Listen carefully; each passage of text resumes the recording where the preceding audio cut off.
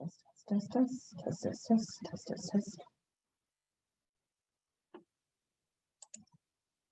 Sure it's good.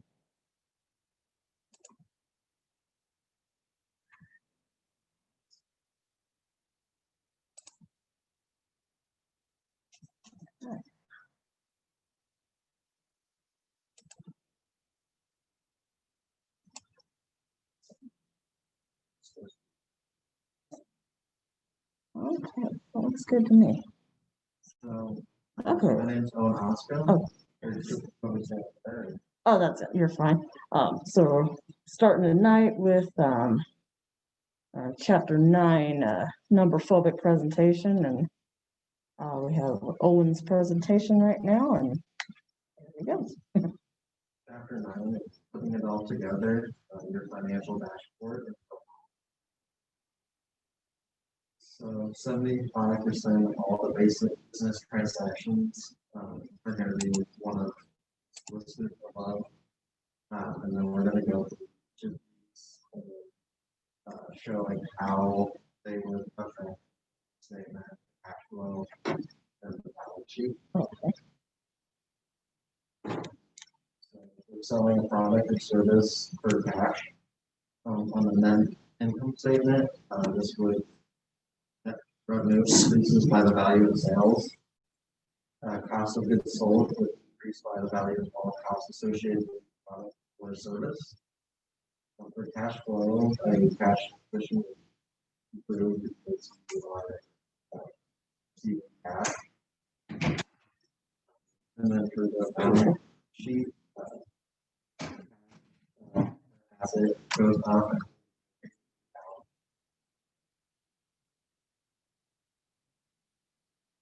selling a product or service, net income statement, net revenue increased by the value of the sale. Or sorry, I should increase by the value of the sale.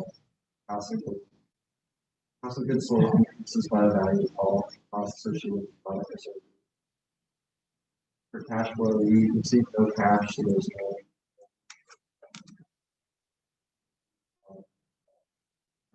payment.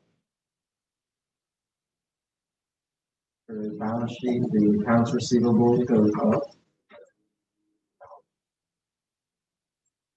For collecting on the receivable, net income statement, nothing changes.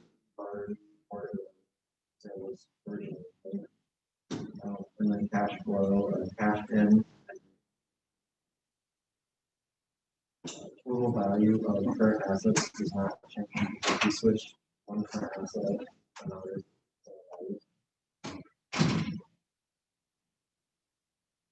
Paying on an expense cash, paying an expense with cash for our attorneys. Net income statement of cash. We're using cash basis system. It's also the cash component. So we're using that's the capture. So the cash flow, cash out increases, and the cash would increase. The balance sheet, current assets increase, and then current liability.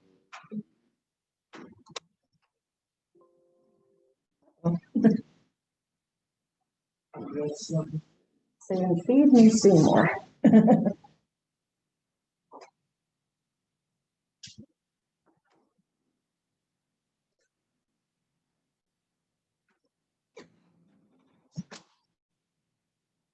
For paying an expense with a credit card, the net income statement would show a fixed variable expense paid that month. If it's not paid in full, also have an interest expense. For cash flow, no change since the loan is but once that's paid, cash once paid, cash out will increase, and then cash will increase. Balance sheet is considered a short-term loan with current liability. So under the credit line variable,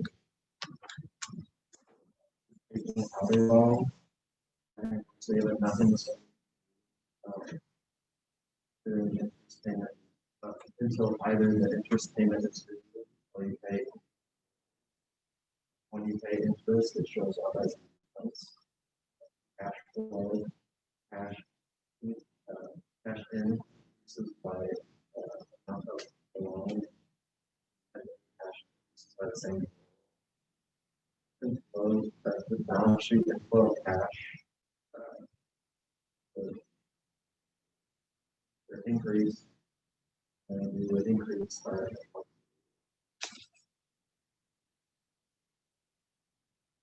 paying back the loan, that income statement table is a available funds, and repayment of principal is not seen as expense or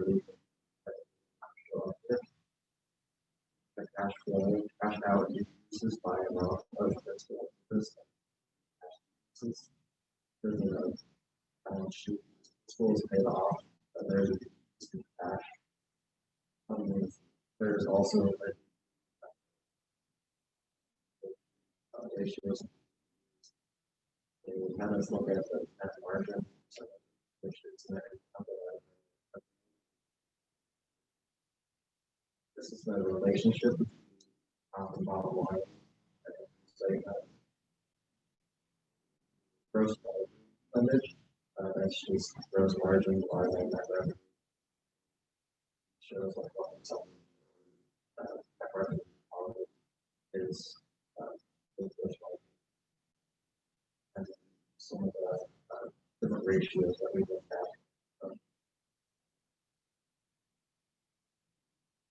All right.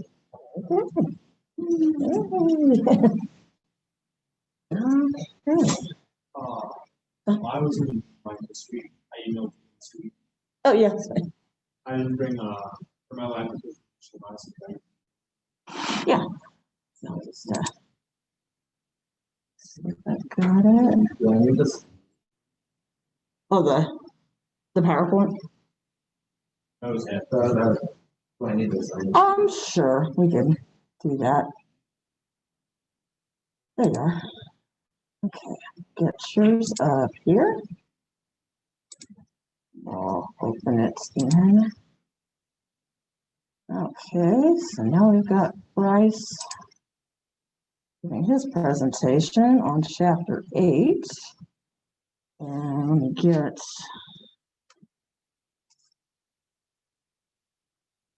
okay, chapter solstice. Send to all.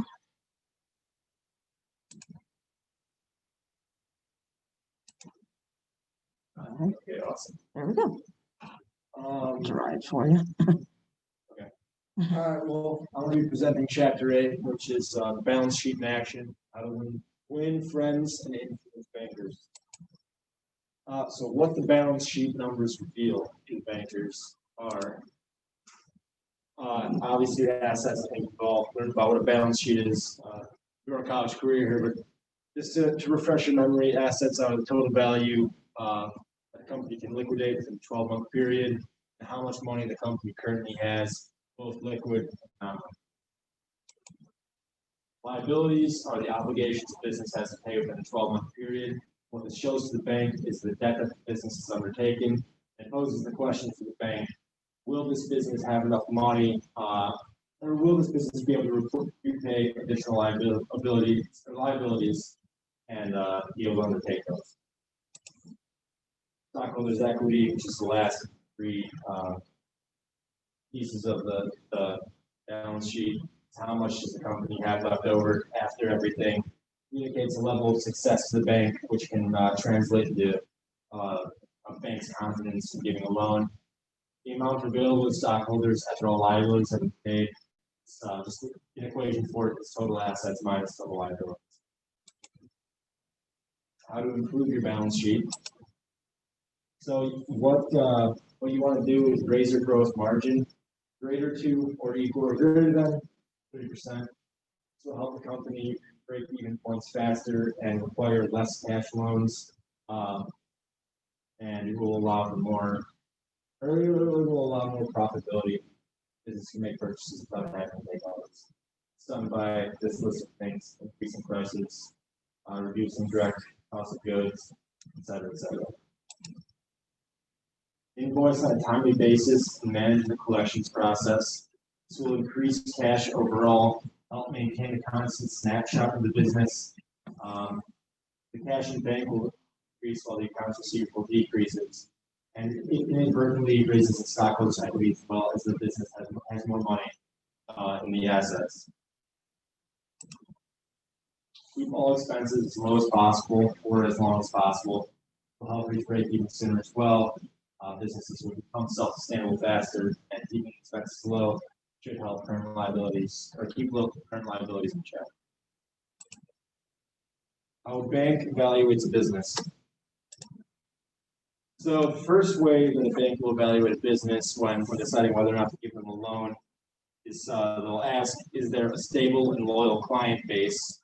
Is there predictable profitability moving forward in this business's future? And is there predictable cash flow? This is done by checking the income statement broken down month by month, which is why it's important to keep a month-by-month snapshot, and checking if the business is making a profit. The second way is the bank will look at net margin percentage, which is done by net income divided by net revenue times 100. Each industry has its own standards of net margin, so it kind of varies. For example, grocery stores are roughly, or their net margin will be roughly 2% in general. And it's good to just know the standard of your industry so that when you're going to apply for a loan, you can say, okay, we're meeting our net margin for our industry, and it'll make it more likely for the bank to approve you. Third way is the bank will look at the gross margin. They'll check if it's adequate to pay fixed and variable expenses, and the goal is to have it at 30% or higher. Fourth way is that the bank will want to know if revenue will continue or dry up, because there is a lot of fluctuation in some industries, and this is done by just looking at the loyalty of a customer base. Does this business have consistent buyers? Checking the health of the industry. For example, the movie industry, with COVID and all that going on, banks are less likely to want to give somebody money to go and open up a movie theater because it's a dying industry. And lastly, it's done by checking the company's performance within the industry. How is it stacked, or how is this specific business stacking up against competitors? Fifth way is the bank will look at how well the company converts outstanding invoices to cash.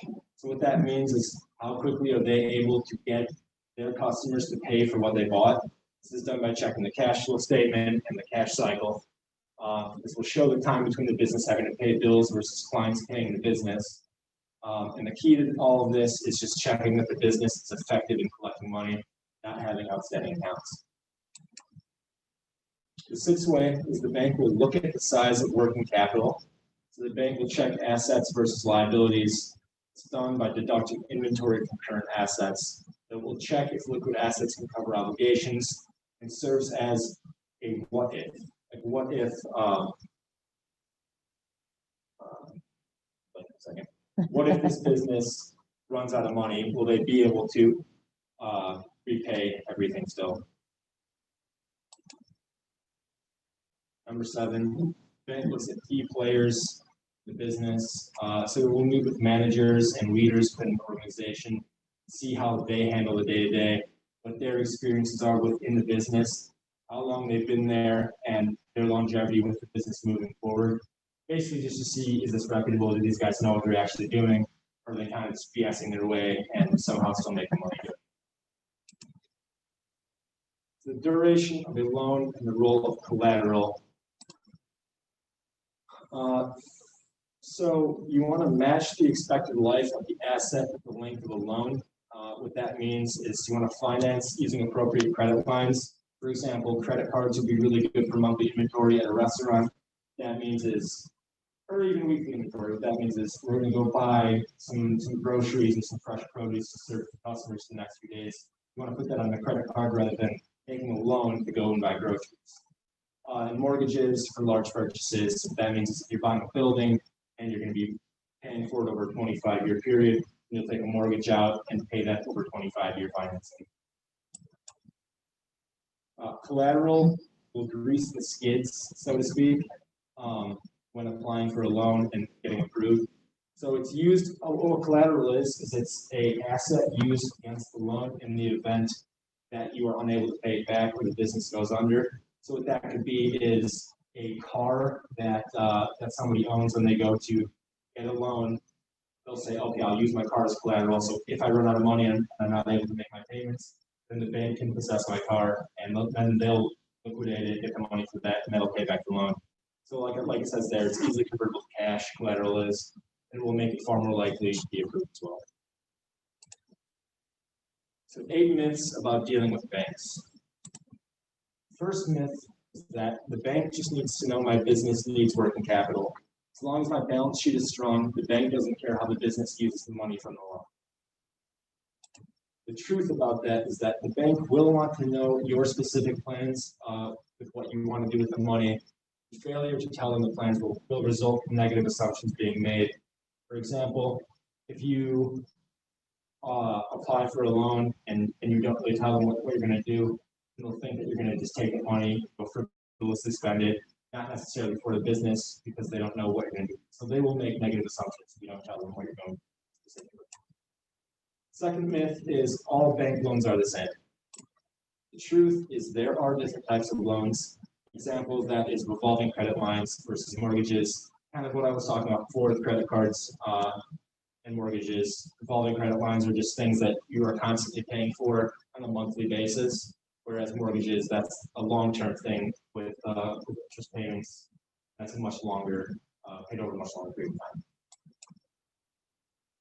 Third myth is once the loan is approved, the bank doesn't care what happens as long as the business pays the loan back. The truth behind that is that in reality, the bank is now your business partner and you have to look at that relationship accordingly.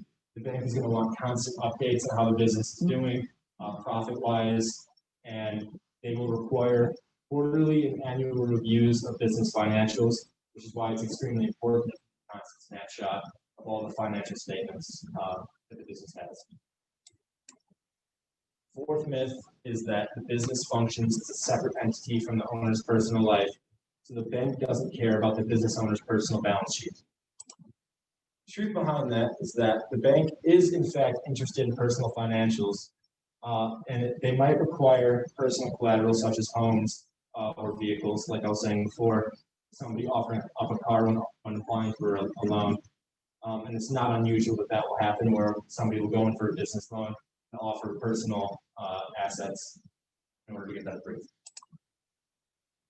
Fifth myth is that if the business is showing a loss, the bank will still extend the loan if cash flow is positive. The truth behind this is that losses look bad to the bank, period. No matter what the loss is, the bank is not going to be happy to see that. And the bank will not always extend the loan to help you out. Myth number 6, the bank does not look at retained earnings on the balance sheet. The truth is that retained earnings are scrutinized heavily by a lender, and it will connect because it connects net income to the balance sheet. It reflects the cumulative net income since the business's creation. So they can see how has this business been doing since they opened up however many years ago, et cetera, et cetera. Myth number 7, the bank only cares about my business relationship. The truth behind that is that the bank actually cares about all banking needs. So offering to bring a large account, personal account from a lending bank can give some significant leverage. It's not that much leverage, but it will definitely help push a bank in the right way if you offer to bring your own personal account if it's substantial to that bank. Myth number 8, which is, I believe, the last myth. The business I manage does a lot of transactions with the bank. I'm considered a large customer. The reality behind that is that it really doesn't matter how many transactions you're doing if they're not substantial to the bank, and it's not that much money. The banking relationship is, as it says, primarily measured by the size of the balance. The higher the balance, the more leverage you have. So if you're dealing in the millions of dollars, you're going to be a lot more interested in you than someone who's making $100 deposits every day. And the relationship is not determined by frequency of transactions, just to finalize that, but rather the size of those transactions.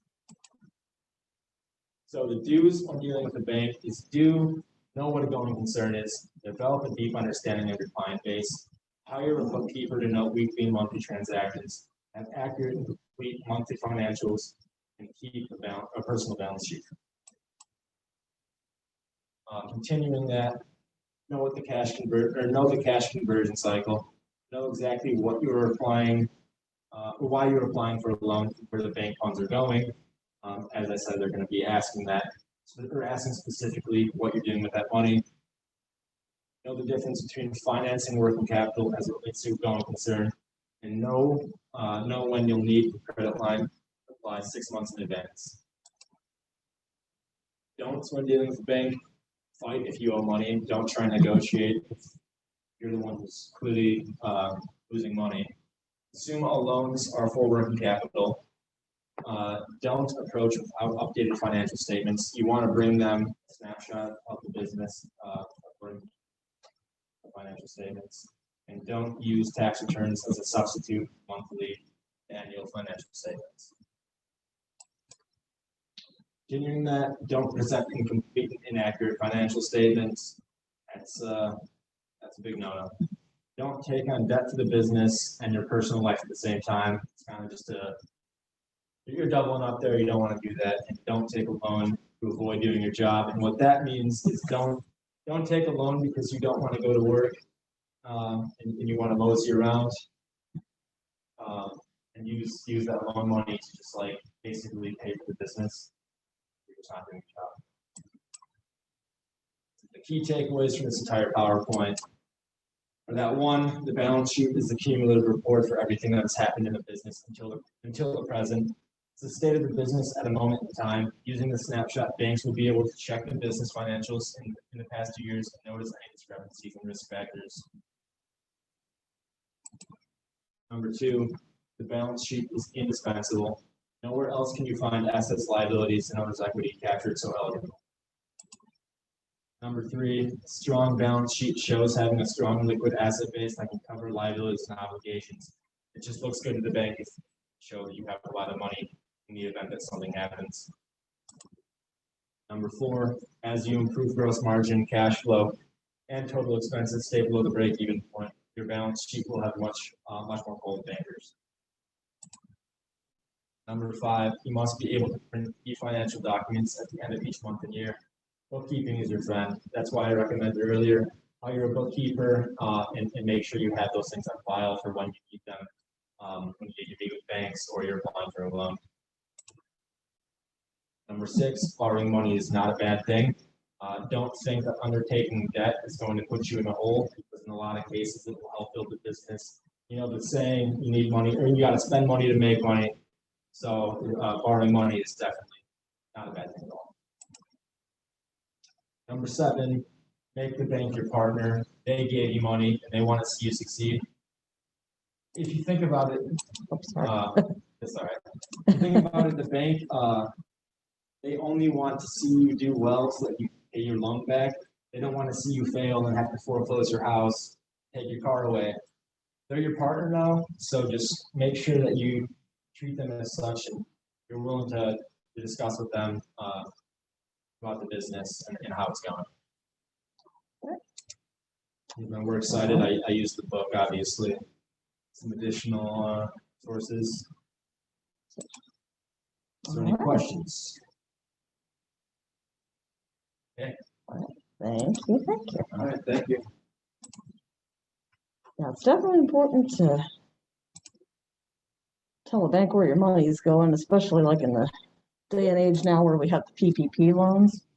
That's one thing we have to do is we have to have to actually report to the SBA where did the loan proceeds go. So I found a neat little way to do that on QuickBooks is to make a sub bank account.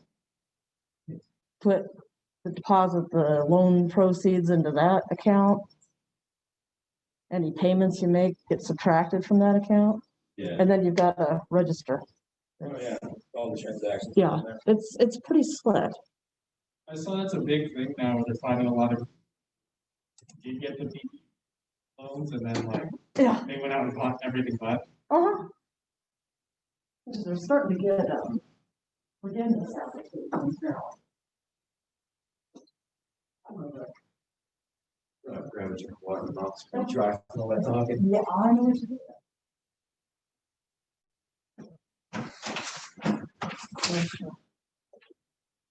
Some of my clients have got, the banks have given them portals and some of them haven't yet to submit all the PPP documentation. It's interesting. You use it for payroll, you're pretty much home free because then all you gotta do is just give them canceled payroll checks and a payroll summary, and as long as that matches up, you're under 50,000, you're forgiven. Okay. Awesome. So the handout we've got here is the PowerPoints. Plus there's some extra information in there, mainly being reproductions of tables 1 through 3 in the book that we'll work through during our time here. So you can actually see where the numbers came from. And that's projecting income statement, balance sheet, and then a different approach of projecting a balance sheet. And also, not in the book was projecting 2 years of financial statements. And this is pretty much the basis of the homework. So a few pages after into the PowerPoint handouts, we have a reproduction of table 9.1 and 9.3, but projected out an additional year with some additional data that actually I made up, to be perfectly honest. So that's our handout. So where we're going tonight is, again, we have those 2 number-phobic presentations. Tonight's material is chapter 9, which is on pro forma statement and financial forecasting. We only go through section 6 in the book here. The rest of it gets into more of a statistical approach. And it's, quite honestly, it's overkill. This going through section 6 really gives you what you need as a takeaway. Okay, so then we have assignment-wise, the quiz is available. The due date is start of what would be the start of our class time next week. There's our PowerPoint. Above here will be our lecture, probably a link to YouTube, I imagine. Got information on our mini research paper, which is on the Delphi method. We have the information as the second link, and the first one is the Dropbox. And then our project is on 2-year projected financial statements. And so the first information is the project information, and the second is a project template in PDF format. I could also make one available to you in Excel format. I'll post that up after class. But since the PDF is not fillable. And then the Dropbox is the bottom portion. And of course we have our week 12 checklist, and a couple of the items that we'll need for next week are we'll be covering chapter 17. I'll also be introducing the material regarding the QuickBooks project. So that QuickBooks Online link that I gave out earlier in the semester, I've reproduced here. It's also available directly under the content by week folder, there's a link to downloading QuickBooks Online. And as a student, you get a year free, which is very nice. I used to teach a QuickBooks class up at Mid-State College, and there they had a CD with the book. I think you got 30 days worth of use without having to register. So then you had to register your CD, and you had to answer a bunch of questions like you were operating a business. And then you get a bunch of crappy emails. So it's like, this method is much nicer, that there is that 1 year of hassle-free availability of QuickBooks Online. Okay, and then we'll have our Chapter 10 number phobic presentation Monday, since we'll be remote starting next week and going forward. And that's where we're heading for next week. So, where we are this week. We don't have class next What's that? We don't have class next week, right? Because it's Thanksgiving. Well, Monday, actually. I thought we got the whole week off due to the fact that we didn't have fall break, so they took the whole week off. Oh, okay. I had no idea. Yeah, that's news to me. Yeah, we'll push that into the following week then. Because we've got a week cushion down at the very bottom of the schedule, so let's push everything out a week. Yeah, I'll have to double check that, and I'll let you guys know what I find out. Thank you for letting me know. Oh, she's right. Is she? Okay. Okay, so that'd be 2 weeks from now. You are correct. Thank you for letting us know there. Okay. So first, start of our chapter here, we talk about pro forma statements. The definition of pro forma I got off of dictionary.com. And this will be the pro forma financial statements. Is hypothetical financial figures based on previous business operations, used for estimation purposes. And that is when it's best to have pro forma statements, is when you have at least a year under your belt, is when these projected financial statements are a lot more accurate, and they do get more accurate as time goes along, rather than early on if you haven't conducted any business whatsoever. You know, trying to predict the future is kind of a crapshoot, honestly. So your projections get a lot more refined as time goes along, because you know about what to expect. Maybe you have an expense that happens every 3 years that you didn't know about at first, but a couple of years down the road, you do know about that expense, and you can project for that appropriately. So who requires financial projections? Small Business Association with startup loans. Should be part of your business plan too. A minimum of 3 years in a traditional business plan. Projected financial statements. Getting started in a business, banks would want some sort of a projection. And credit unions.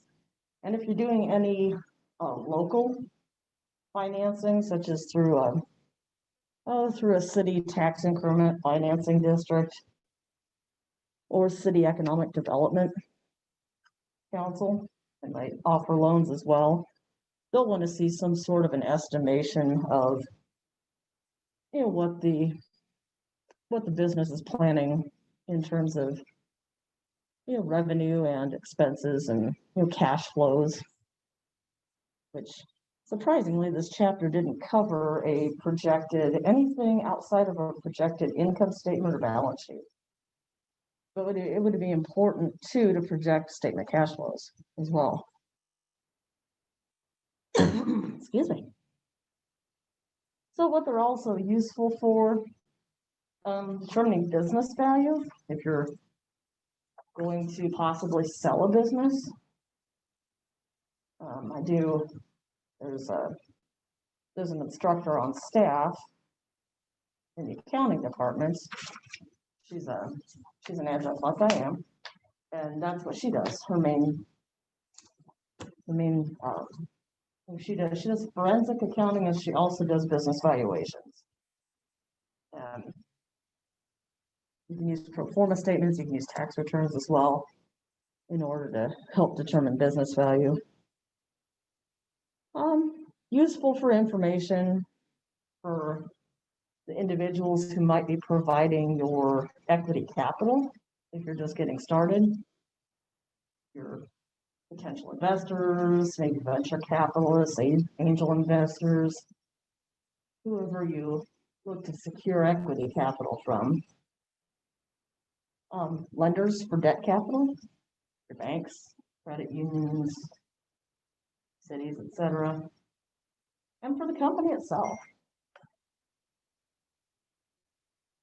We're looking at, especially like right now, with a changing business environment like we have.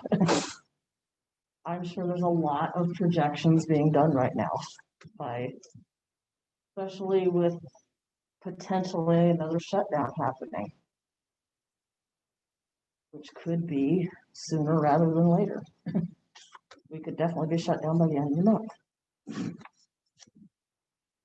There's one region up north that's, I think Chicago just said something. that cool. Yeah, Chicago's having a shutdown. And County, yeah, there's a region 1, which is like Rockford and all that. yeah. They're like that far from tier 3, which is just one level from going backwards. From going down to where schools are shut down and all that kind of stuff. And Lake County, they're must have been a decision on their end. I think like the latest I work at OSF has been saying is that out of the state, I think it's like 80% or something of the hospital beds are now filled. I've heard Something that. crazy like I've heard there's like 2 levels of patients on like 2 floors, that. Yeah. is what I've heard. That's a little freaky to me. And the bar next door to me, there's a bar/restaurant. There's people eating inside and drinking inside of it. And that kind of freaks me out a little bit. So for company management to prepare for, things like changes in business environment, like right now, how long can I make it if I'm shut down? And also, do I need to borrow more money? That can be determined through a pro forma statement. So the book has a 173. This is the very top of 173. This basic little flow chart as to how the pro forma statements are constructed. Really all hinges off of projected sales and estimated product price, which gives you your projected revenues. From that, you would subtract your production cost, your cost of goods sold, or cost of goods manufactured, depending on what kind of entity you have. If you're just a reseller purchasing and selling goods, you have cost of goods sold. If you're actually producing the goods that you sell, then actually cost of goods manufactured. So your revenue minus your production cost gives you projected gross profit. That minus your operating cost gives you your operating profit, your earnings before interest and taxes. And that you subtract interest, you get net profit before taxes. Subtract an estimation of income taxes, and you get net profits after. I don't know why interests is plural on this. Should just be interest and taxes. That's basically what the pro forma statement looks like, and there is the example.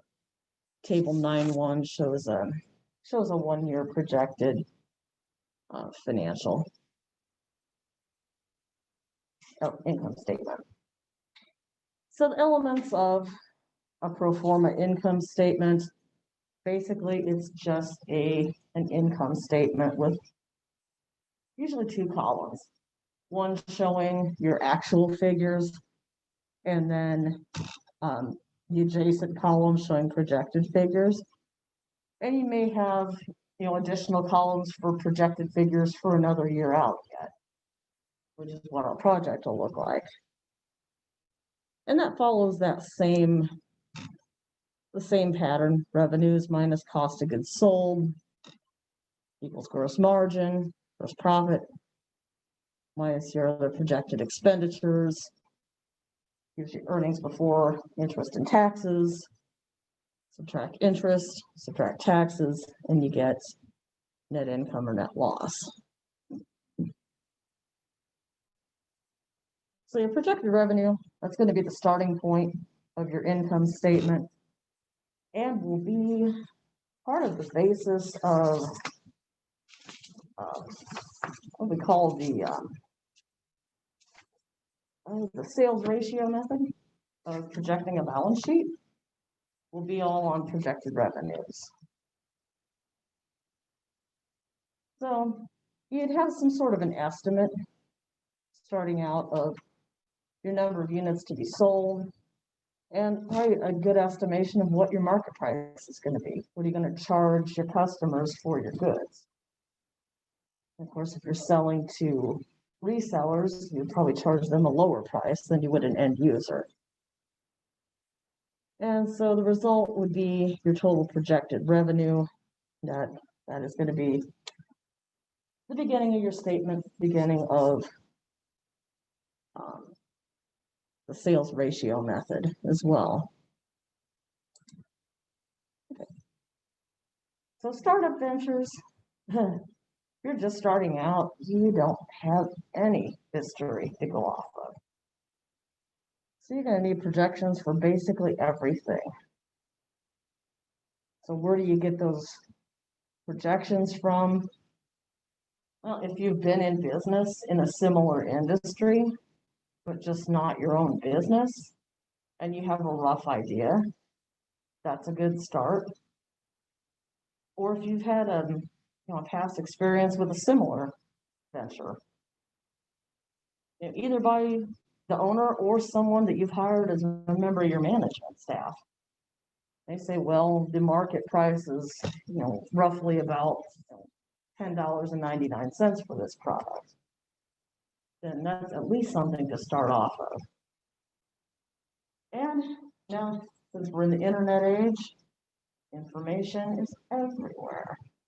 You could go to Best Buy's circular, and see what they're charging for, a typical computer.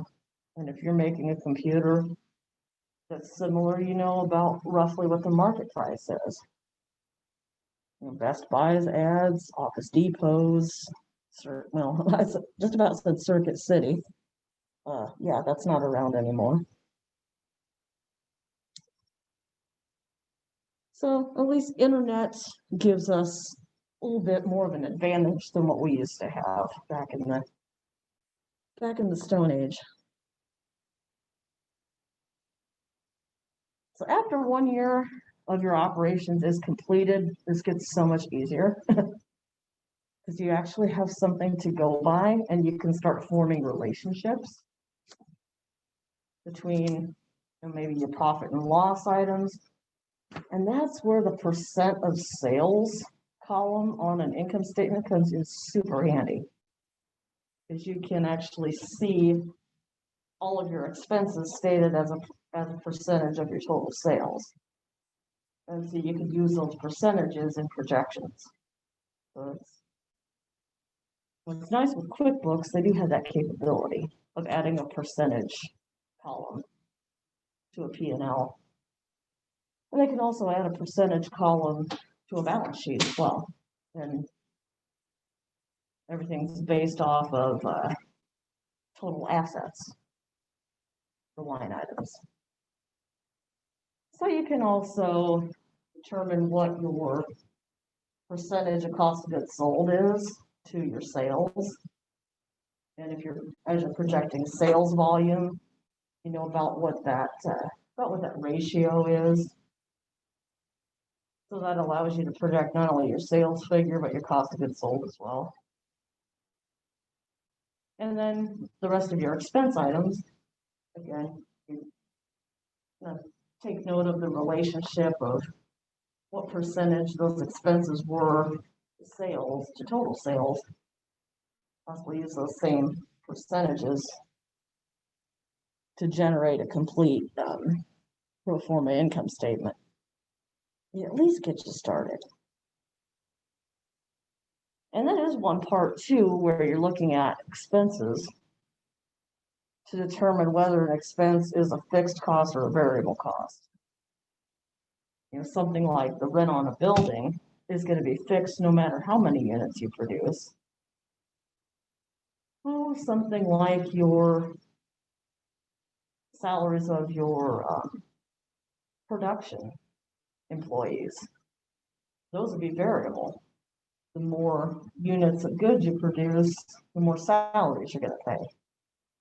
Right, hiring additional employees, maybe the existing employees might take no more overtime, but it's going to cost more, not only for raw materials, but for labor as well.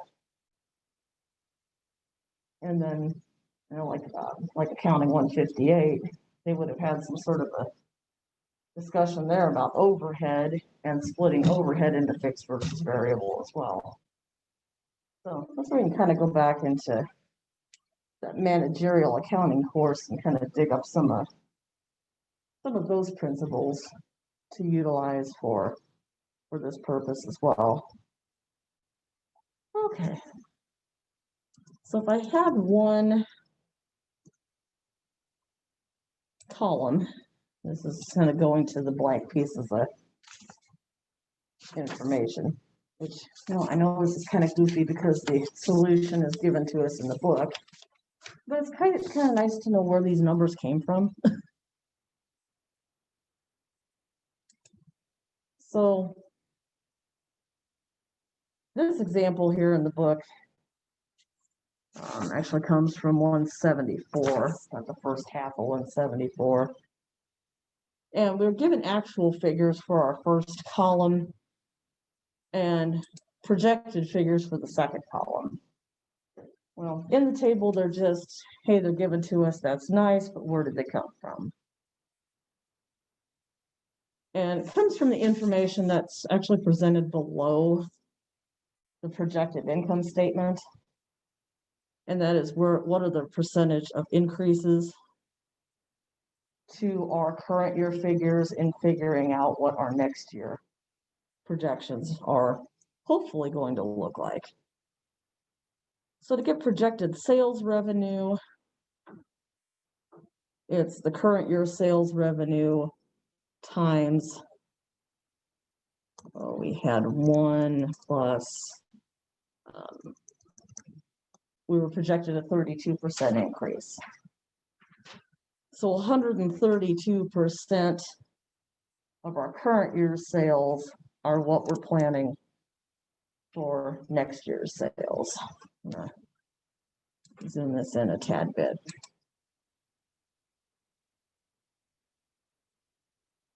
So the sales revenue and the cost of production both were projected at a 32% increase. So same is true then with our cost of production.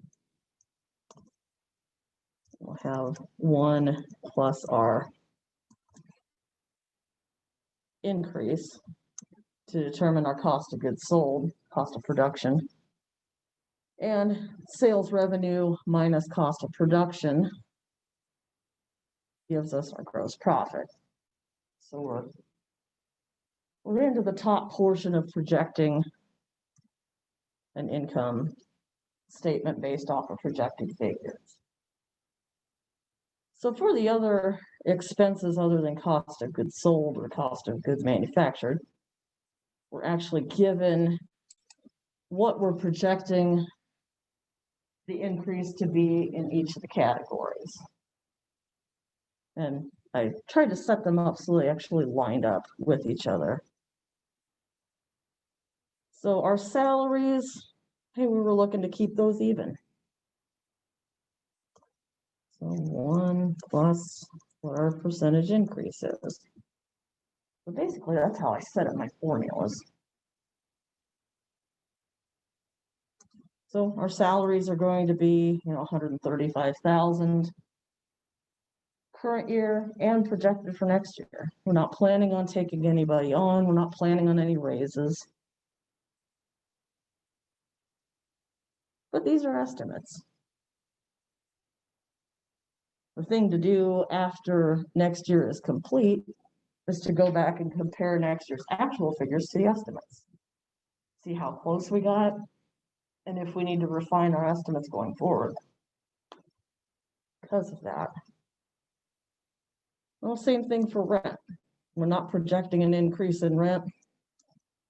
Probably signed a multi-year lease and the amount is fixed.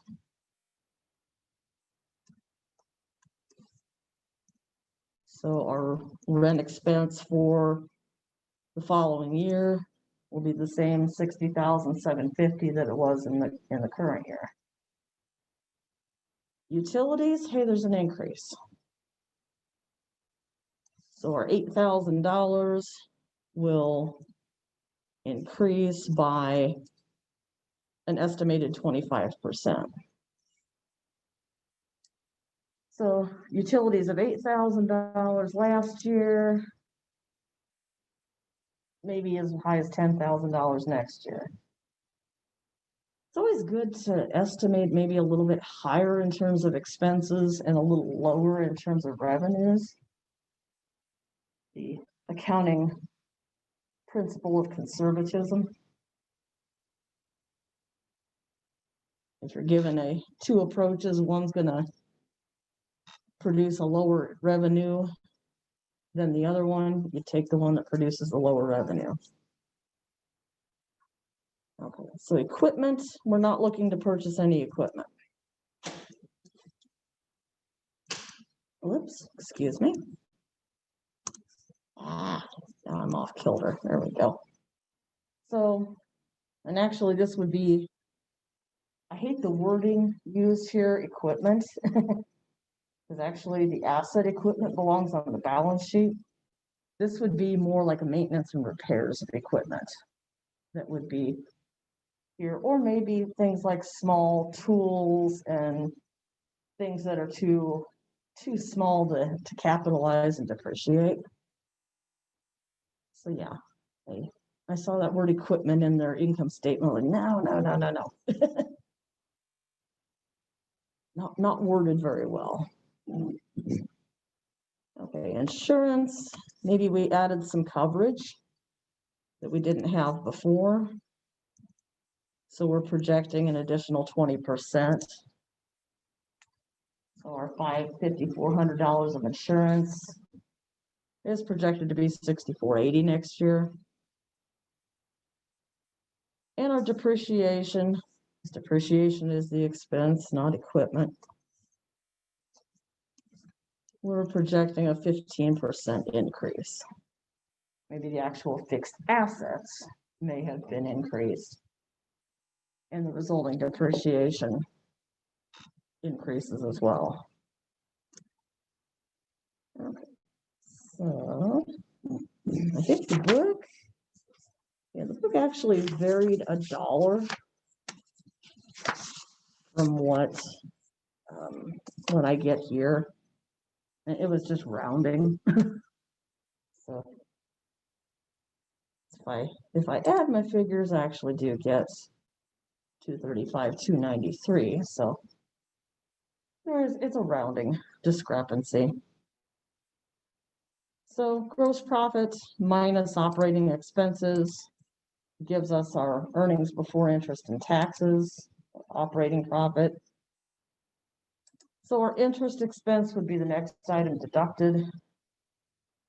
And apparently, company's looking to borrow more money, so our interest expense is projected to increase by 22%. So that would be our next projected expense item. So that gives us a subtotal net profit before taxes, $84,698. It's already looking pretty good. That's because of a pretty healthy increase in sales revenue. And we have a projected increase in income taxes. We have a lot more net profit than we did the year before.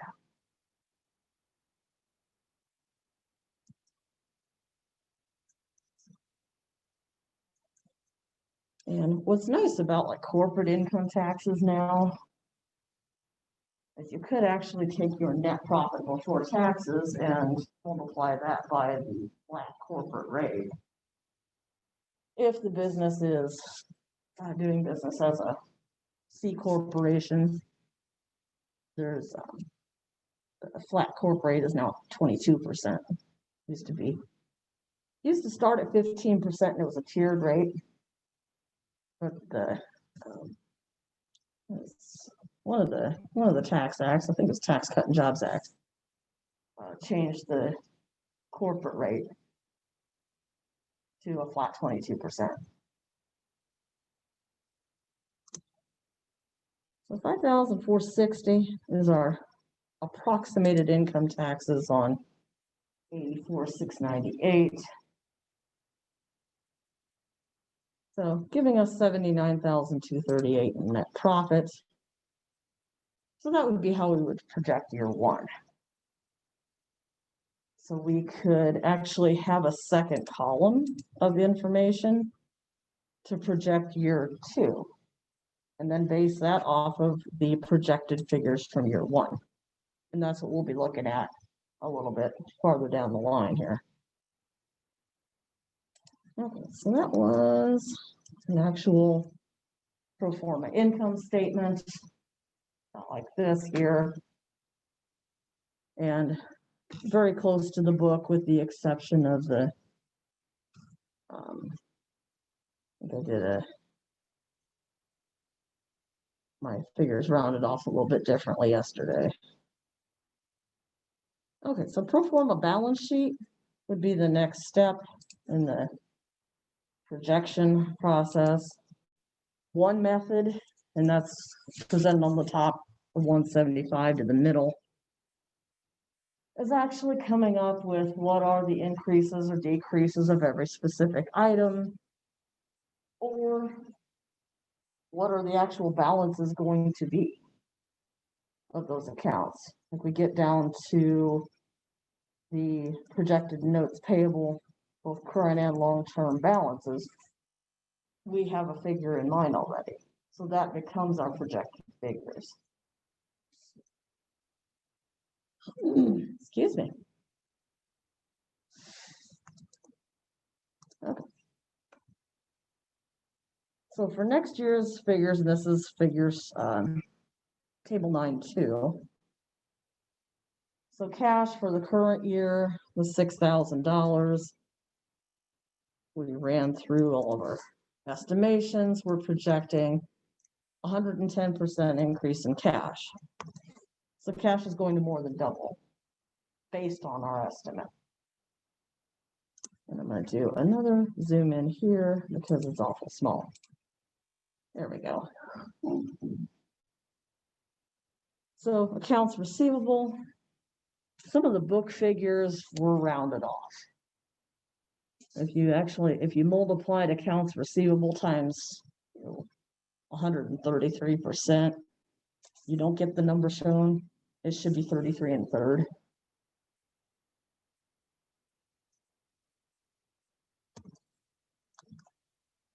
That's what I always, anytime there's a table done in the book, I like deconstruct it and reconstruct it.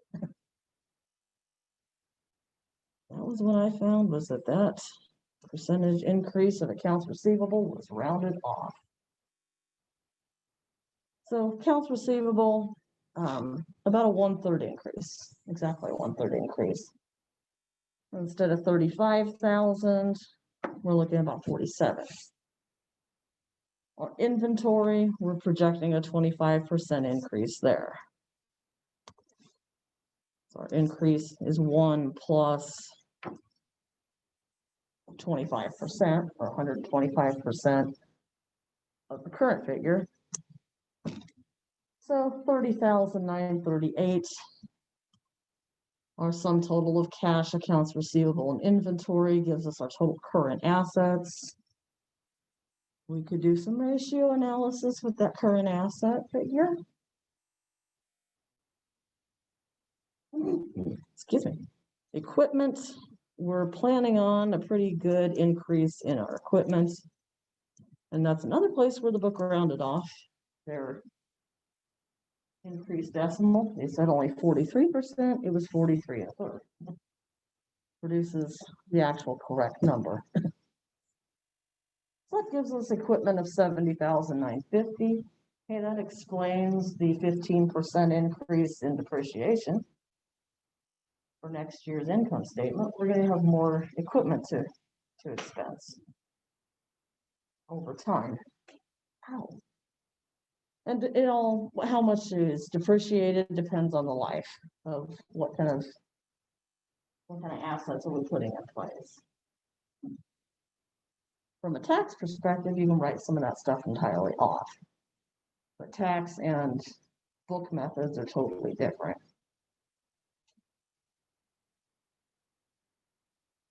Okay, so one little shortcut.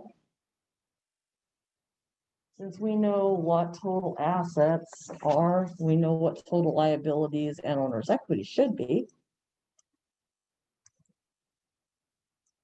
So I throw a formula to determine equity by taking total assets and subtracting total liabilities. Now, that number will just keep adjusting as I enter my projected figures down in the bottom half of the balance sheet. Okay, so accounts payable are projected increase from the current year is again a 33% increase, 33 1/3. Only place where the book rounded off. So we get 24,749 there. Notes payable, they didn't give it to us in terms of a percentage increase, but an actual figure. So our current notes payable is going to be $16,000. That is our estimated figure.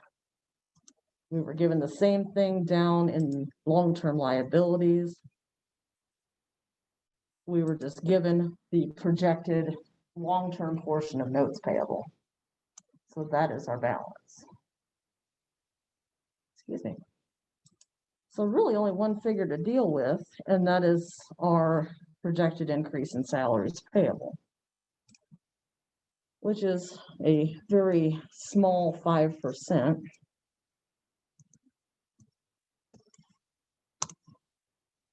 So, and I see this is a place where my rounding was off. I have to make a dollar adjustment here in order to get the figures correct. And I will have to make an adjustment here as well. That's just rounding. I could have wrapped a round formula around a small formula as well to round that result to 0 decimal places. But I didn't. You get a lot of parentheses going. So our 62, oh, no, that was correct. Well, actually that should be, that's what it is. Our equity plus our liabilities would give us 162,871 to match up with our total assets of the same. And again, we could be given figures for year 2 of projections. The book takes a slightly different approach. in table 3. And so this was the book's illustration of table 9.2, covering the incomes or the balance sheet, given line by line increases, or actually line by line figures in some places of our balance sheet items. So the next one, which is table 9.3, it's on 177, talks about, and this starts the second section, talks about the sales ratio. And the sales ratio is calculated as follows. And that is just a simple division of your projected sales. The sales in projected year 1 divided by sales in the current year, expressed as a percentage. So you would need to multiply by 100% in order to get it as expressed as a percentage. So this is a different way to project a balance sheet than what we saw in table 2. And actually it's maybe a little bit, I don't know if it's maybe not a more accurate way, but it's maybe an easier way.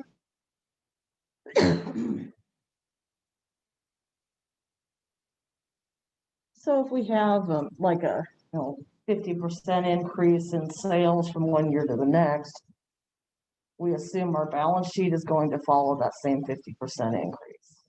All the items on the balance sheet. So you'd use the formula of that sales ratio times your balance sheet item in order to get your projected year item. And so here's an example, table 9.3. And table 9.3 used the information from 9.1 in determining that sales ratio. So it was the $594,000 in projected sales divided by the $450,000 in current year sales to give us a sales ratio of 1.32 or 132%. So we would take that same 1.32 and to determine inventory, we would multiply our current year's balance of inventory by 1.32. And that would give us our projected balance. So we do that for all of the balance sheet items. And if you're projecting multiple years, you might have a different sales ratio from year, projected year 1 to projected year 2. Entirely possible. If you do have something like exponential sales growth, which is possible, those ratios are not going to be exactly the same. So owner's equity, again, a quick way to come up with owner's equity once you're doing a projection is to just plug in, refer to your total assets, subtract total liabilities. It's just a restatement of the accounting equation. And when you are dealing with long decimals, you may have to adjust a dollar here and there to make the math come out correctly. Okay. So using that percentage of sales method, got the same sales ratio that the book did. And that was 132% or 1.32. A great place for absolute cell reference. This is a great application for that in terms of formulas. So our cash would be equal to 1 plus, actually, nope, we've already got it. It's actually a sales ratio of 1. Yep. I need mine. Come on, F4. Ow, crud. I hit the wrong thing. F4. There we go. So if I did absolute cell references here, oh, it is 100. No, that's right. I'm right. We're actually given our number to multiply all of our items by, and that's 132%. So if you were to create one formula and copy and paste it into all the cells that need an entry, this is where you'd utilize an absolute cell reference. So accounts receivable for projected year 1 would be equal to the current year's balance times that 132%. And to put it in absolute cell reference is an F4. Once you enter your second term, if you hit F4, puts the dollar signs in front of the row and the column. So then when you paste the formula down, and if I copy this formula, paste it to the next cell, lo and behold, it's going to multiply inventory balance for the current year times that same sales ratio. Another option is naming the cell. If you name the cell, like sales ratio, you could use that in a formula instead of absolute cell reference. Same thing, basically. Excuse me. Okay, do a little formatting here. So my equipment will also be 132% increase. So we get our total assets of 153,375. Book shows 374. Rounding adjustment. So our total liabilities and owner's equity should also equal 153,375. So we get down here into the bottom portion. Our adjustments are increases in our accounts will also be equal to the current year balances times the sales ratio. Let's set that up one more time.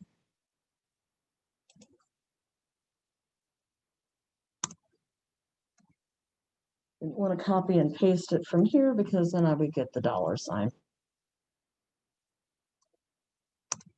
So it's just as easy basically as that, and determining your additional items on your balance sheet.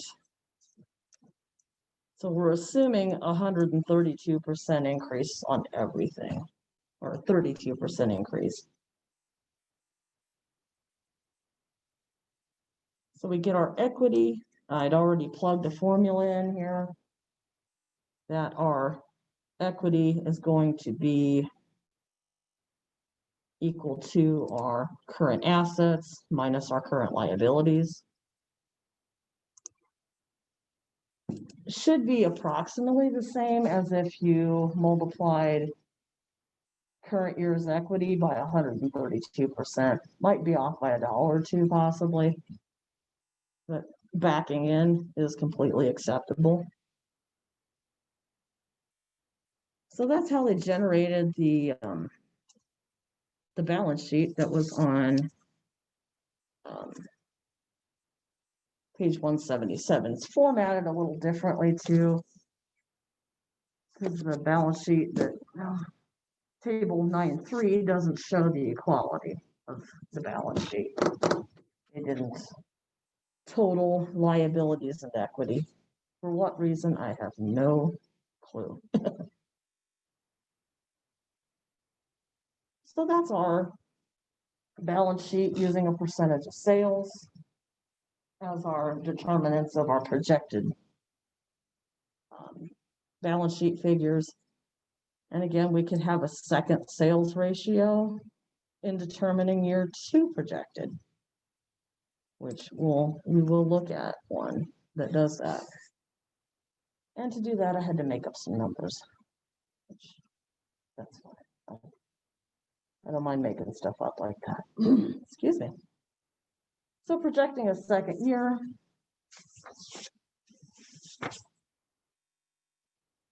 We'll actually do something like that here. And this is, the basis of the week 12 project.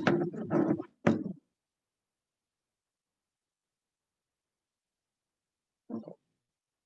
So if we were to do that, and I will move over to the pro forma income statement here. We're projecting out 2 years. Okay. So I added a second column of numbers. So these are my projected increases for year 2 for our income statement. So the sales revenue projected increase gives you the sales ratio. That's where it comes from. So we know our sales ratio for the balance sheet. We know everything in the balance sheet is going to increase by 35% for projected year 2.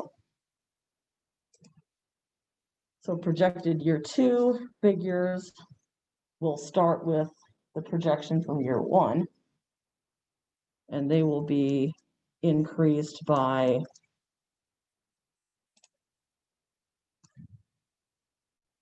1 plus the percentage increase given. And being the income statement, the line items are given to you separately. So year 2, we're looking at sales of potentially 801,000. Whoops.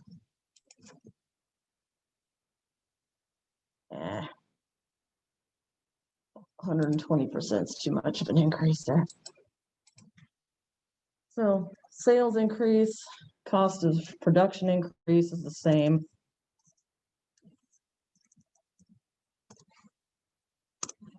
So we have gross profit now of 441,045.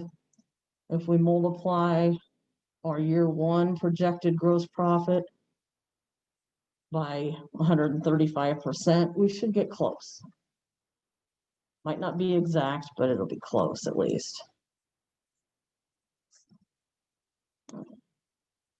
So the rest of our income statement items, we have separate increases, and I did project increases on everything.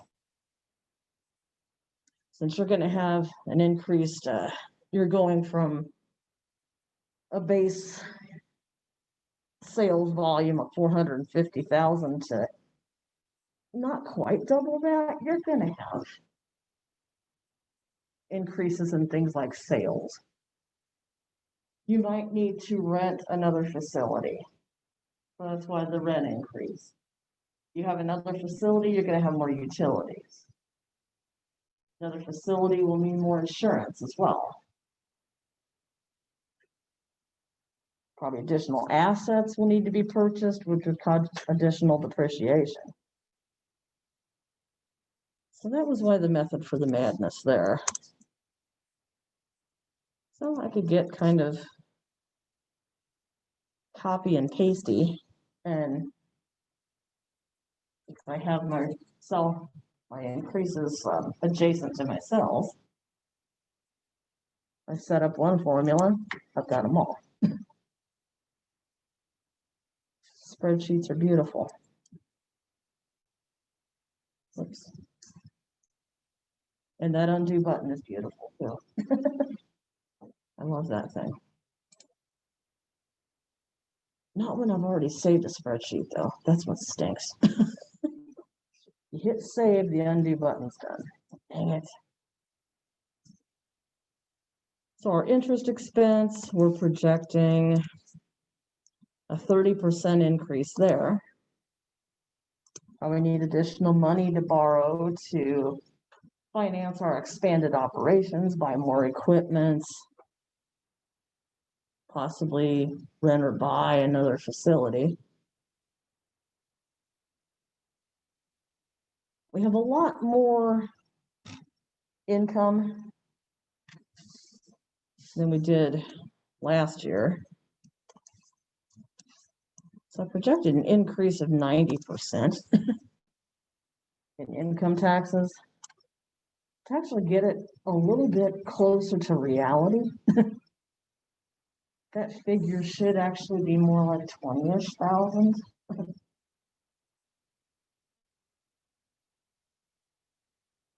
Because actually there would be, in terms of income tax, tax-based income tax, there would be accelerated methods, depreciation methods taken on the equipment, and might not have to pay so much income tax. So you won't find this one anywhere in the book because I made it up. But that'd be projecting a second year. So this is a good reference to have for the assignment because it's just like this. Just using a different set of current year numbers and different increases is basically it. So with the income statement complete, we can go to the balance sheet and project that out 2 years. So we have to come up with a new sales ratio. And that would be the division of our projected year 1 sales divided by, projected year 2 sales divided by, I'm going to reword this.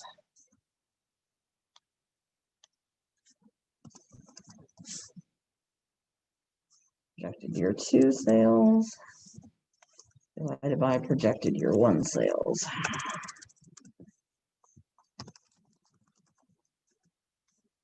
There, that makes a little more sense.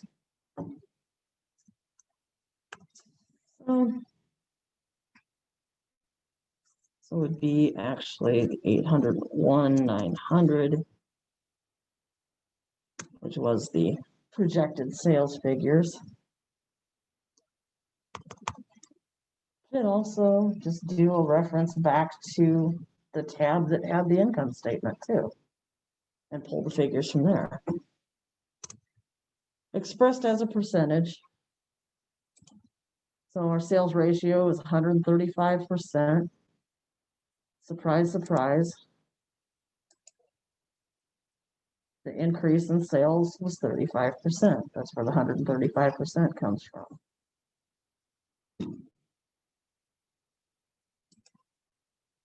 So all of our balance sheet amounts will be increased by 35%. So to come up with the figures for projected year 2, they will all reference the cell that contains the year 2 sales ratio. So projected cash, 11,761. Projected accounts receivable. Again, once you get one set up, if you use absolute cell reference, you can copy and paste that formula into every cell that needs a response. So inventory, we have a projected figure there. A projection for our equipment. Taking these because they have the underline. So there's the method for the madness here. I promise. And then I'll take that one, take the underline out. Actually, this can be right here, so I keep the numbers, the dollar sign.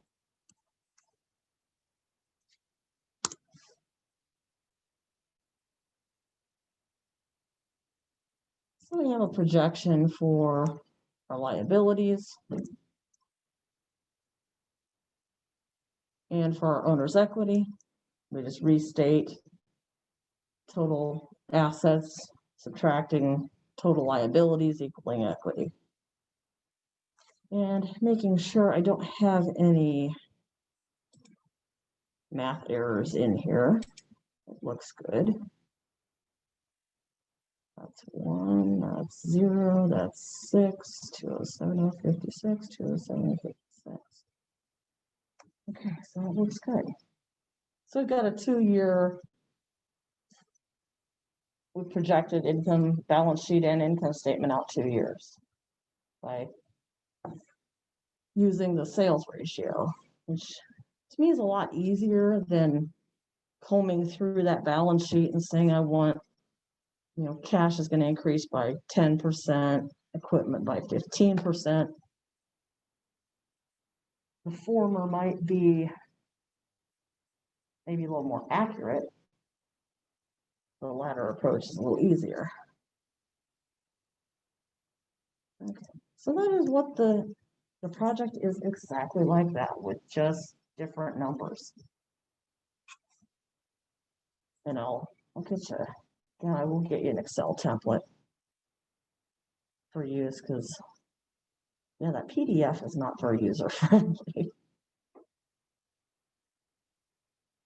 So the top then, the next section 9.3 talks about the change in sales and the needed fund.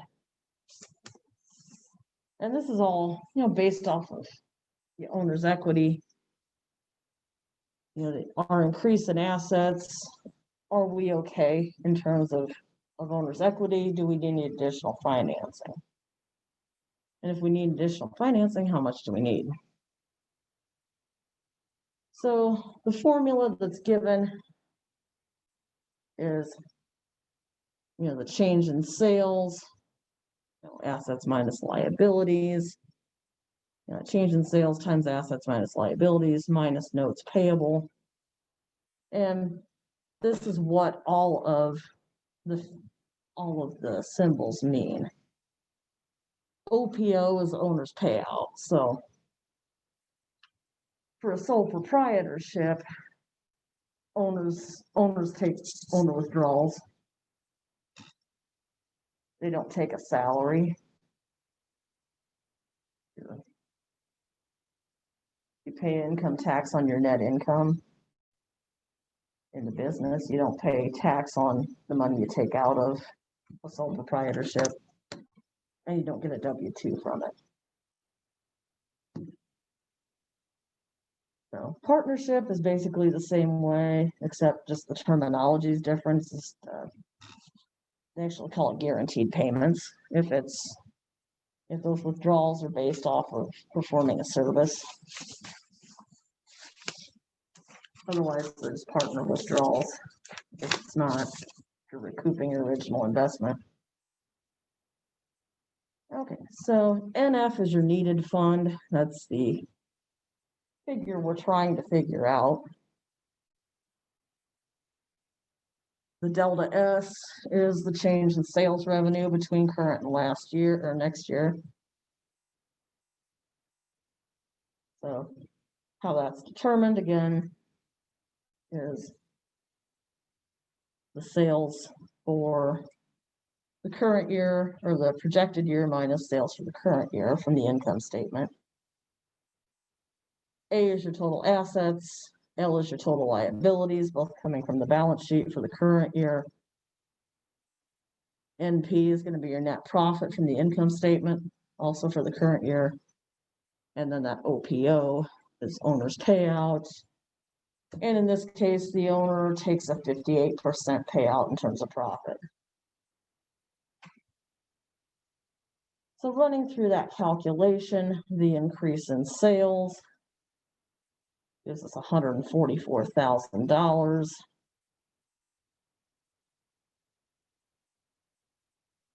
Times the difference between our assets and liabilities minus the net profit times the owner's payout divided by our base year sales. And it tells us in NF that our needed fund, we would need approximately $5,300 from somewhere in order to finance the projected balances of our assets and liabilities.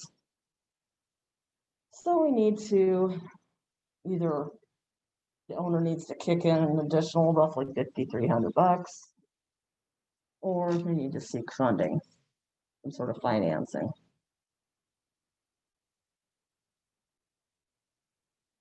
So a little bit of a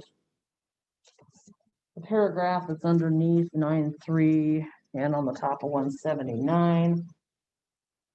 It talks a little bit about financial forecasting. You know, what a forecast is. Estimating a future value, but in an informed way. So just like forecasting the weather. Meteorologists on the news stations know about weather patterns and highs and lows, and I don't know if anybody's from around here, but anybody who is from around here, I think you're probably too young to remember it.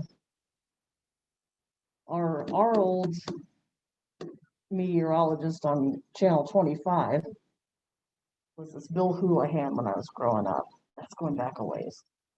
He used to actually draw on a map of the US with a grease marker and would draw all the highs, the lows, the occluded, you know, and he'd draw everything and show all the weather patterns coming through and how that would affect us. So he was using his knowledge of weather patterns to predict what was going to happen weather-wise for us in our region. So using a forecast in finance, we're just going to take our existing knowledge and knowledge of the market and use that to project income statements and balance sheets for the future. So as the book said, it's projecting the past and present into the future. I kind of like that. It was like the second line of the top of 179. Excuse me. So benefits of financial forecasting, a lot of internal uses, not only uses for your lenders and potential investors and people like that, but it helps managers. It helps managers, especially when we look down into that projected financial statement a year or two, when we're looking at $800,000 of sales volume, thinking how are we going to accomplish that? We're going to need additional employees. How many are we going to need? We could back into those kind of figures. If we know a unit of product takes X number of hours or minutes to manufacture, and our projected sales volume is this much, we know about how many units of product that is, so we could translate that into how many hours of production do we need. And do we need an additional shift? Do we need additional shifts? Do we need, how many more employees do we want on those shifts? Because most companies would rather take on new employees than pay existing ones overtime. Some companies do not mind the overtime though. So, determination of inventory. We know about how much our inventory is estimated to be. That helps us determine, do we need more storage space for it? If so, do we need to rent a larger facility? We need to look at building something possibly, which gives us borrowing needs. So all these items end up kind of being tied together. And then, our marketing strategy come from this too.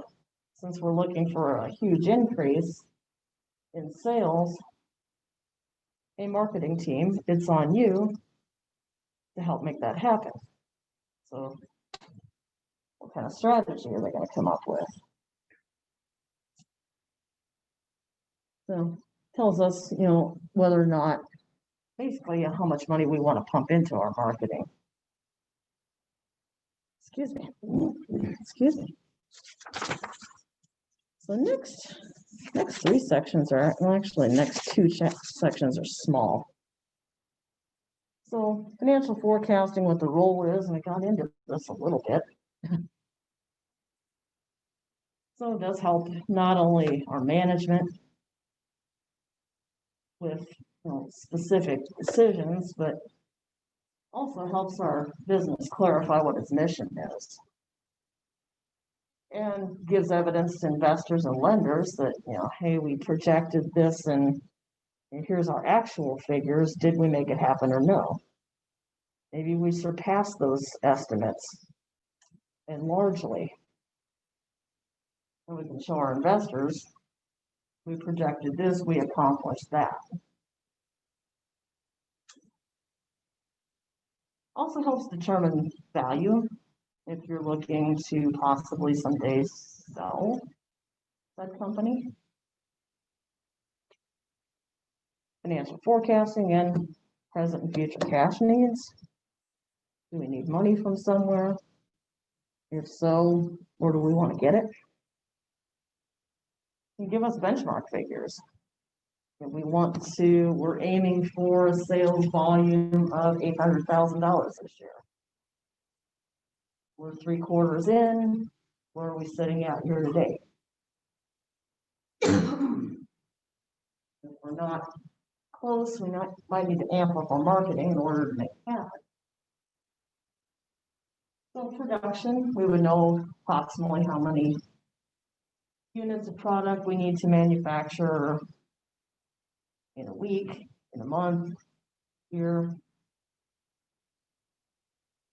If everything is even, and some production companies, the demand is not even.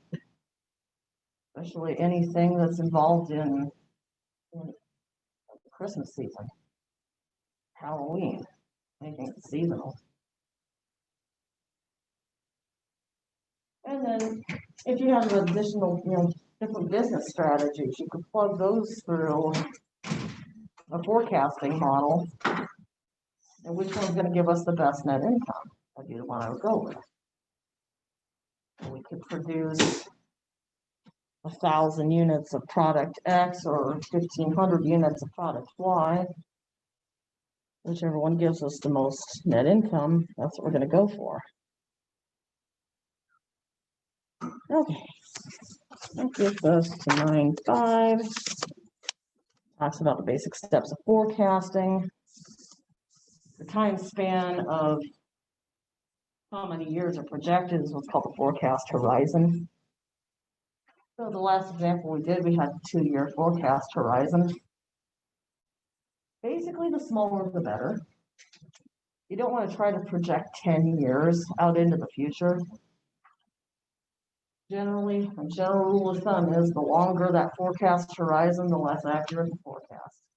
In those ending years, especially. Because things happen. Trends change, consumer habits change. Something like the pandemic here, who knew? I'm sure if you look at projected financials for something like a movie theater, they would not include what's happening right now. Who could have known? So getting into forecasting, before you even do a forecast, you want to figure out what your major objectives are going to be of making that forecast. What are we looking to answer the question? How much cash do we need? We need to devise a system in order to find that unknown figure. And why are we predicting? Are we doing this for a loan? Are we doing it for our own benefit as managers of the company? Or what exactly? So what can determine a forecast horizon? Yeah. Do you have a product that has a definitive lifespan? We're going to manufacture this car for only 5 years. That's our forecast horizon. Or we believe we have an estimated demand for this product that's going to last about 3 years. And maybe that'll be our forecast horizon. Data availability be a big determinant too. If you have a ton of information at your disposal, maybe you can forecast out a little bit longer. But if that data is a pain to get, maybe 2 years is sufficient. And if you have any kind of existing strategic plan that's of a predetermined length, then there's your forecast horizon right there. If you are writing a 5-year strategic plan, 5 years of projection.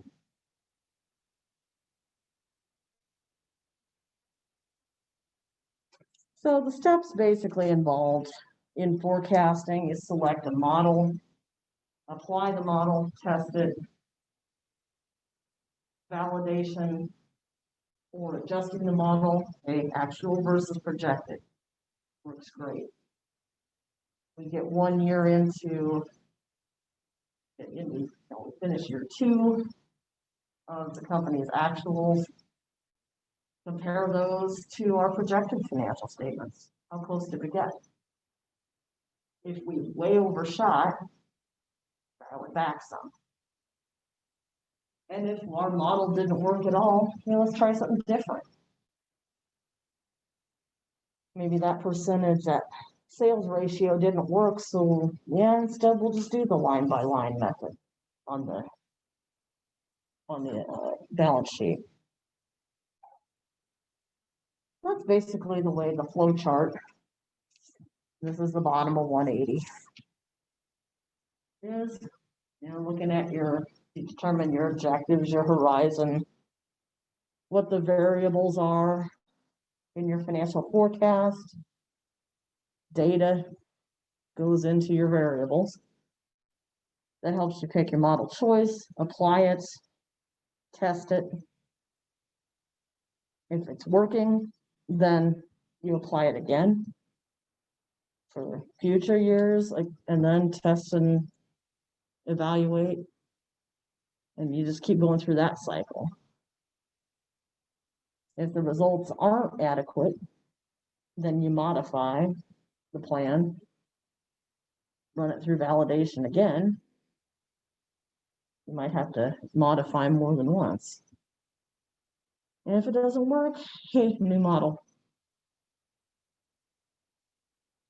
Okay, so I'm just going to touch upon the different kinds of forecasting models in 9.6, and then that's where we put a fork in it.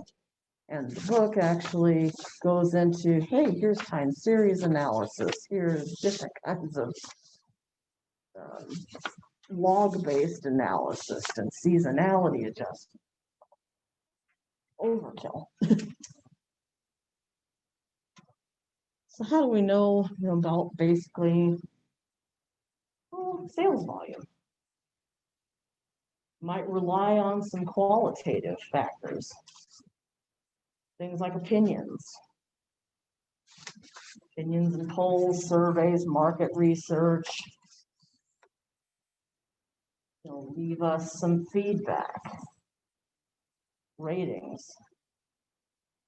You're selling a product on, something like Amazon. Customer ratings. I know if I'm looking at 2 items that are basically similar, one of them is more highly rated than the other one, I go for the highly rated one. It's going to be more reliable. Especially like right now, I'm looking at electric vehicle chargers. And they're not cheap. And trying to go with which one has the best rating for about the same amount of money I want to spend, so. I'm gonna put that desired level 2 charger in my garage.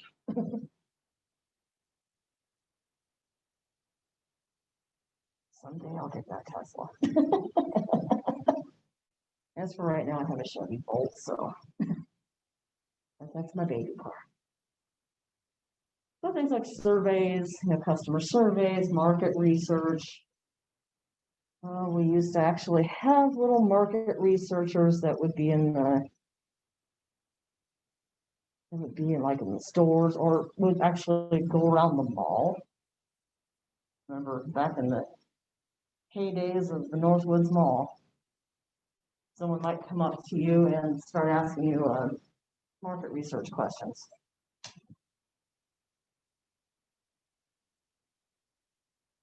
So those are our qualitative methods or models that don't really have any,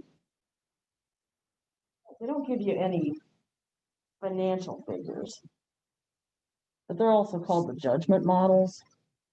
Kind of better with maybe predicting consumer habits and predicting consumer trends, which is good information to have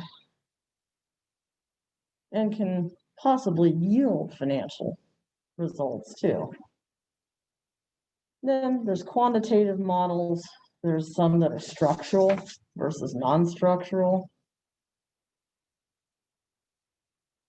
So looking at the qualitative models,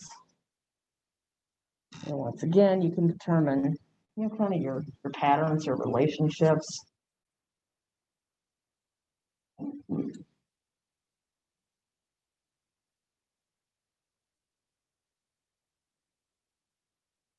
And you can, from that, possibly determine what your demand is, which can give you a potential sales volume in terms of units. You know what your unit price is. So that could drive other things in your projection, like your sales, your cost of goods sold, if that's a certain percentage of your per unit price. You use the sales ratio method. You could use that to project balance sheet information. Use that to project, again, look at your relationships on the income statement to help determine your other expenses. So opinions and polls. Who can be asked for opinions? Not only people outside of the firm, like customers or potential employees, or potential customers, excuse me, but maybe individuals within the firm.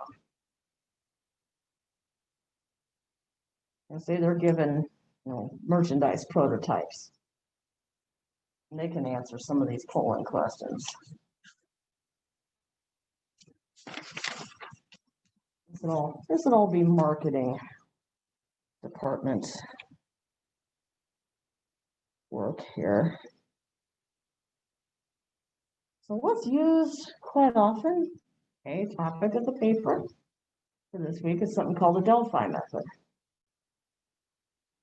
And it's totally anonymous, but there's a selection of a panel of corporate executives and experts who are unknown to each other even.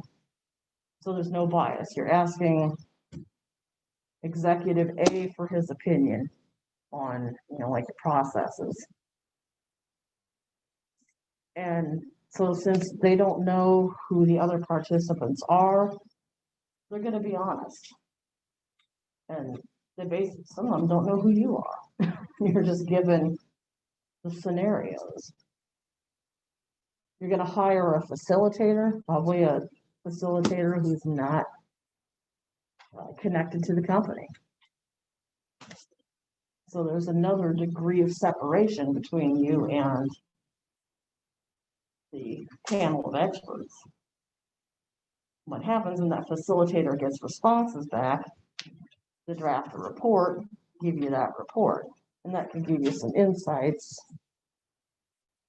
to maybe like what can be, what are the good things about your product, what are the things that need to be tweaked a little bit, and how so. So the basic gist of the paper is, description of, what the Delphi method is. Oh, where did I put it? And right there. What are the benefits and limitations of it? Of using that as a method of qualitative analysis in your company. So book can be used for a source. Book doesn't give a whole lot of information. So at least another source to be utilized. That was about the one topic in here I thought, oh, that'd make a good potential paper. Everything else was just so numerical. This was the one thing that was really kind of qualitative.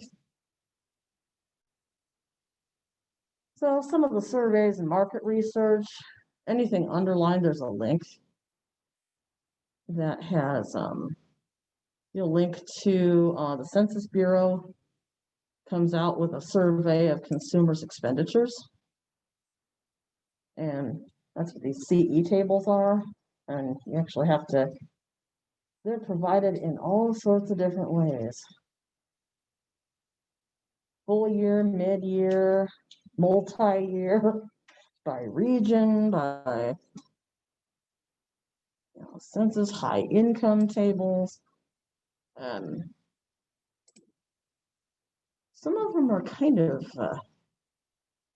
those high income tables go back a ways because they were done away with.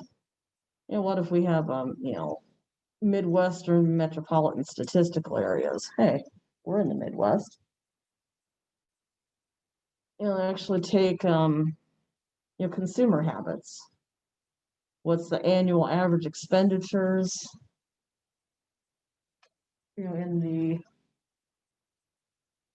Chicagoland area, Detroit, Minneapolis, St. Paul, St. Louis. I don't think we didn't make this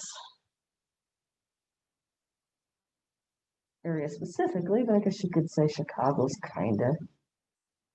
Or take Chicago and St. Louis and come to a midpoint between those two. But the average age of the responder, was about 51 years old. On average, they spend about $59,000 a year. And here's what they spent it on. So we can see what kind of habits consumers have from existing information that was taken from census info. And these would be the people that had to really do like the long census forms. My mom got one of those. So needless to say, I filled it out because she didn't know what she was looking at. So there is the Consumer Confidence Index, which is mentioned quite often.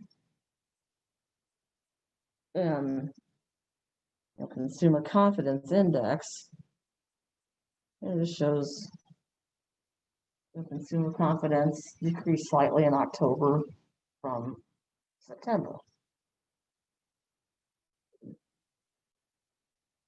So gives us an idea whether this is maybe a good time to push a new product out on the market.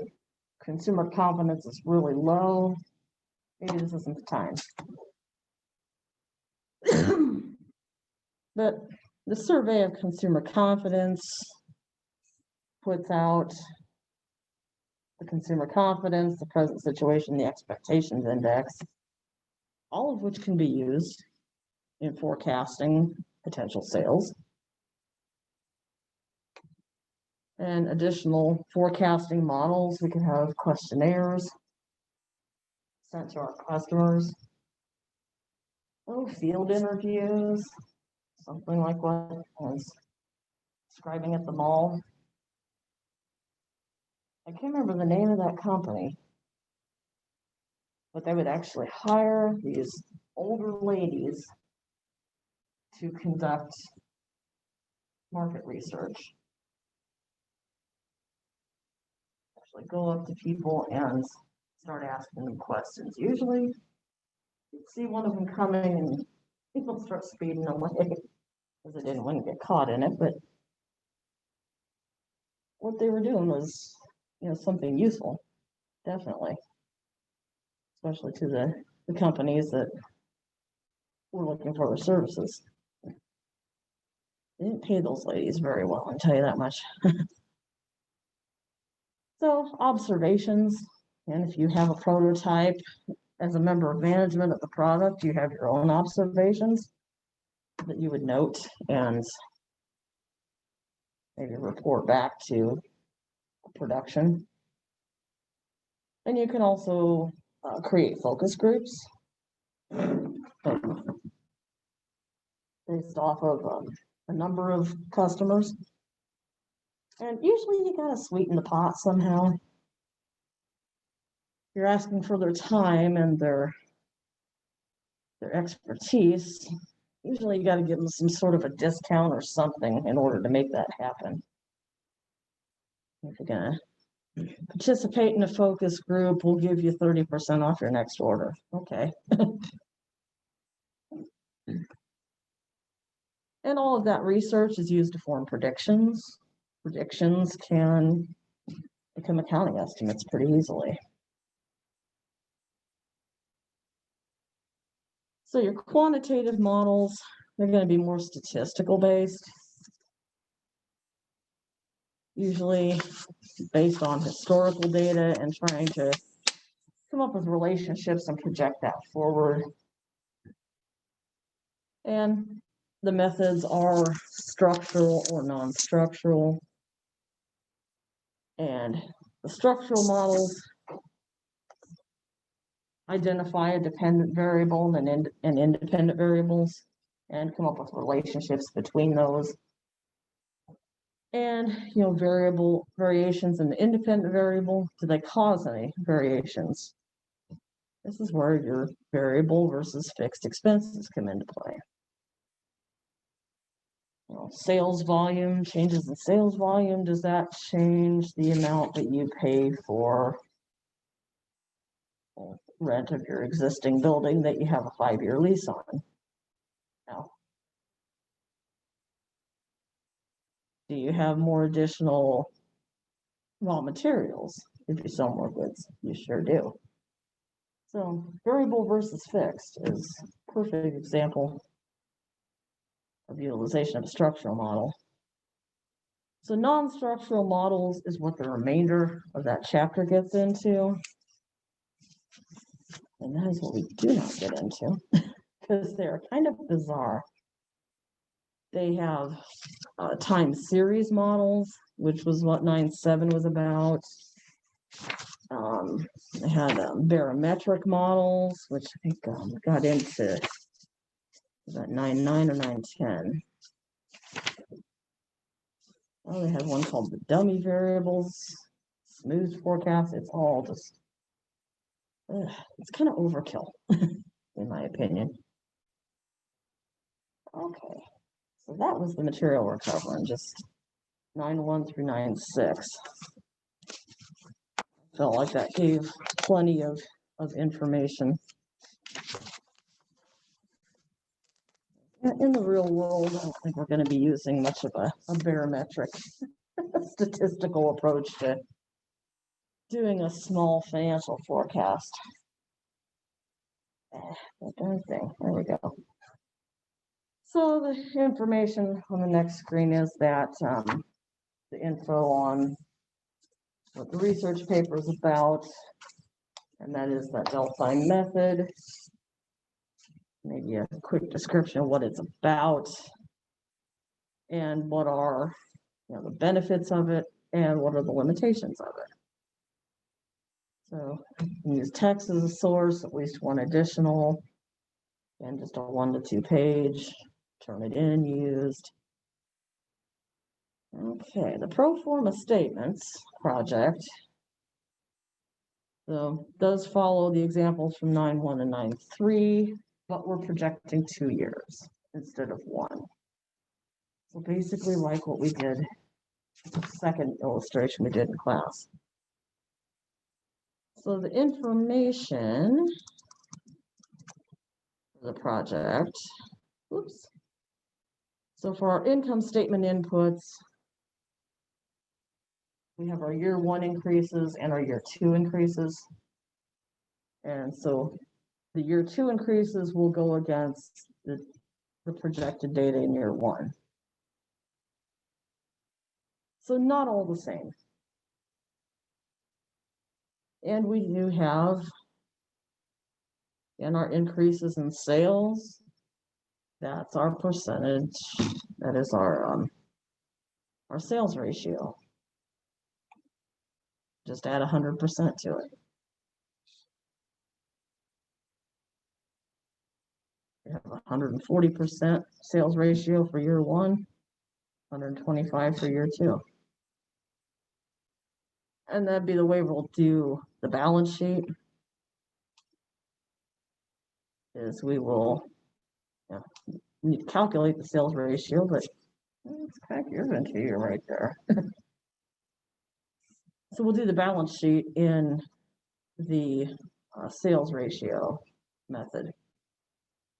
So template for use, I'm going to give you in PDF format. I will throw an Excel template up there after class here. And that was that. So then for not next week, but it would be 11:23 or 11:30 would be our, what would that be, week 14? I don't remember if this is 12 or 13. This is 13, I think. No, this is week 12.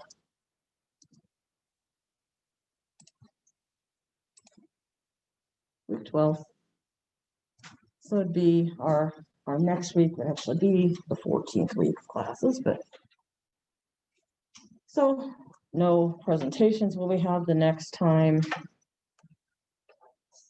I figured that was the week of Thanksgiving because you'd be traveling, but we won't have any then either. So again, make sure you download that QuickBooks Online before, and I'll change the dates on here. So it'll be prior to 11:30 instead of 11:23. So we'll talk about the